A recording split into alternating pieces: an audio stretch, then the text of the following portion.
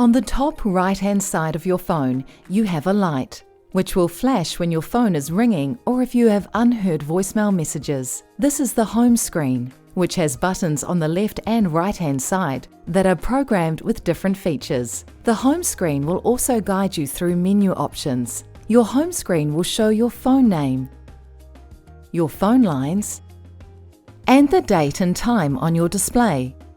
You may also see a recording indicator, presence indicator, missed calls, and voicemail icons in the top right-hand side of your display. The soft keys under the display are dynamic and change depending on what function you are performing. When you are connected on a call, they will offer call controls. If you're in a menu, they will present menu options. This is the navigation key. Use this to navigate through the phone's menu. It has 4 arrows: up, down, left, and right, and a select key in the center.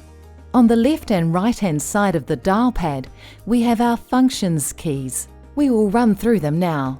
This is the directory key. It allows you to search your Reach contact directory, which could be internal or external contacts. Here is the call log key. This shows your call history, including missed, incoming, and outbound calls. Underneath, you will see the voicemail key. This is used to access your personal voicemail. The settings key provides options to customize your phone. These are the volume control keys. They are used to alter the volume of the ringtone, headset, handset, and speakerphone. On the right-hand side, you will see the End Call key. This will end an active call. You can also use this to exit a menu, and it will take you back to the main phone screen. This is the Redial key. This opens to your outbound call logs. The Hold key will place a connected call on hold.